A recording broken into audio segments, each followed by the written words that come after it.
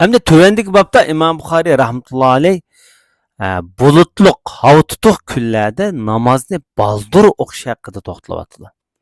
Bu 594-numurlik hadis. Bu hadisda İmam Buxoriy rahmetullahi alayh bizga Muaz ibn Fazala hadis so'zlab bergan dedi. Bu zot dedi bizga Hisham Yahyodan hadis so'zlab bergan.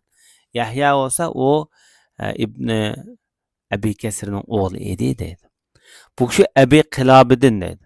Abul Malih degan kishi Abul Qilobiga hadis so'zlab bergan ekan. Abul Malih dedi-de biz bir tumanlıq bir kunda Burayda bilan birga edik dedi. Burayda dediki bu bir sahabe namozni sizlar baldu o'qinglar.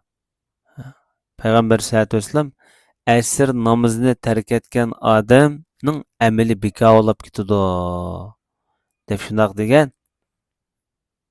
Şoňlaşqa bu namazni, yani bu asr namozi bo'lsa kerakda.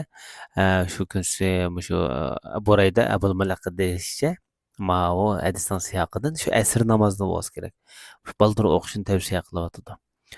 Bu yerda hamda chunki asr namoziga bakrak oldirmasak kun taximi sog'irib, bu ixtiyoriy erkin vaqtlar yo'qib, majburiy vaqtlar, hatto kun petishlar yuz berib qilishi mumkin. Shunga bu yerda baldir o'qishni tavsiya qilyapti.